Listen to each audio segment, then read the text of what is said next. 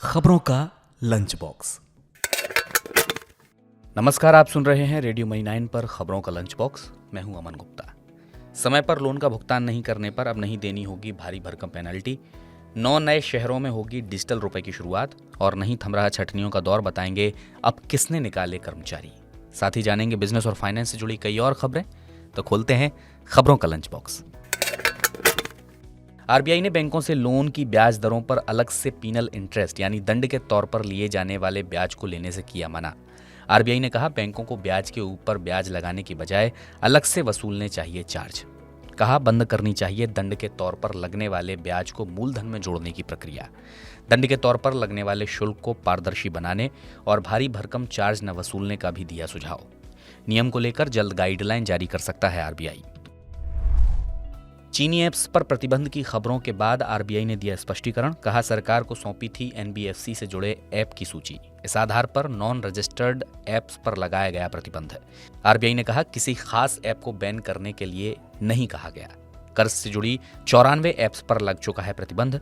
प्रतिबंधित ऐप्स किसी एनबीएफसी से जुड़े न होने के बावजूद बांट रही थी कर्ज।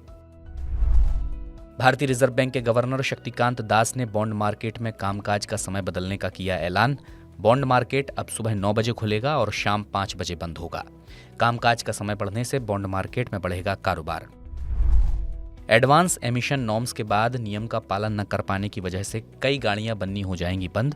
Maruti Suzuki, Honda, Mahindra and Mahindra, Renault, Nissan, Skoda और ऑटो ह्यूंडई के कुछ मॉडल्स नए एमिशन रिजीम में नहीं होंगे शामिल। इन गाड़ियों की सेल के लिए डिस्काउंट दे रही हैं गाड़ी कंपनियां। कार डीलर दे रहे हैं 10 से 11% का डिस्काउंट। 1 अप्रैल से लागू होंगे नए नियम। राज्यों को सस्ता चना बेच सकती है सरकार। फिलहाल 8 रुपए प्रति किलोग्राम के भाव पर राज्यों को चना दे रही है सरकार। अभी 1.5 मिलियन टन में से सिर्फ 0.4 मिलियन टन गुजरात, मध्य प्रदेश, केरल, आंध्र प्रदेश और तमिलनाडु ने खरीदा है चना। सरकार के पास 1.9 मिलियन टन का है बफर। 2 महीने के बाद बाजार में आ जाएगी नई फसल। नई फसल के आने से पहले डिस्काउंट देने पर विचार कर रही है सरकार। उत्तर प्रदेश सरकार ने रोडवेज बसों का बढ़ाया किराया। सामान्य बस का किराया 25 पैसे प्रति किलोमीटर बढ़ा। सामान्य बसों में अब 1 रुपये 30 पैसे प्रति किलोमीटर के हिसाब से लगेगा किराया। जनरथ 3x2 बस का किराया हुआ अब 1 रुपये 63 पैसे प्रति किलोमीटर। एसी स्लीपर का किराया भी बढ़कर हुआ 2 रुपये 58 पैसे प्रति किलोमीटर। अब 9 नए शहरों में भी होगी डिजिटल रुपए की शुरुआत। 5 नए बैंकों को आरबीआई ने पायलट प्रोजेक्ट में किया शामिल। 8 बैंकों के साथ 5 शहरों में हुई थी ई रुपए की शुरुआत। अभी तक सिर्फ 5,000 दुकानदारों समेत 50,000 लोग ही कर रहे हैं ई रुपए का इस्तेमाल। एलआईसी और ईपीएफओ को ग्रीन बॉन्ड में निवेश के मिल सकते हैं निर्देश। अपनी एसेट्स का 1% का करना होगा निवेश। पावर मिनिस्ट्री ने वित्त मंत्रालय को दिया निवेश अनिवार्य करने का सुझाव।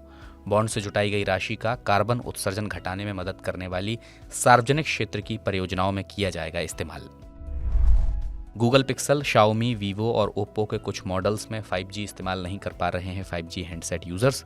कंपनियों को सॉफ्टवेयर अपडेट ना करना है इसकी वजह। मामले में क्यों हो रही है देरी, इसको जानने के लिए ऑपरेटर से मिला दूरसंचार विभाग। सॉफ्टवेयर अपडेट के लिए समय सीमा तय कर सकता है विभाग। 2,500 कर्मचारियों को काम से निकालेंगी आईटी सेक्टर्स की अलग अलग कंपनियां। स्क्रीनिंग टेस्ट पास न करने की वजह से फ्रेशर्स की होगी छटनी। पिछले 2 साल के मुकाबले इस साल कम रही कैंपस हायरिंग। वहीं लागत घटाने के लिए 7,000 कर्मचारियों को बाहर का रास्ता दिखाएगी डिज्नी। करीब 100 कर्मचारियों की छटनी करेगी जेपी मॉर्गन। कंपनी ने 500 बैंकर्स की हायरिंग के बाद लिया है छटनी का फैसला। फिलहाल खबरों के लंच बॉक्स में इतना ही। शाम को लेकर आएंगे आपके लिए प्रॉपर्टी वाला का नया बुलेटिन। मैं हूं अमन गुप्ता। अपना ख्याल रखिए। डाउनलोड कर लीजिए मनी 9 का मोबाइल ऐप ताकि आप एक्सक्लूसिव और स्पेशल शोज देख सुन सकें। चलता हूं, नमस्कार।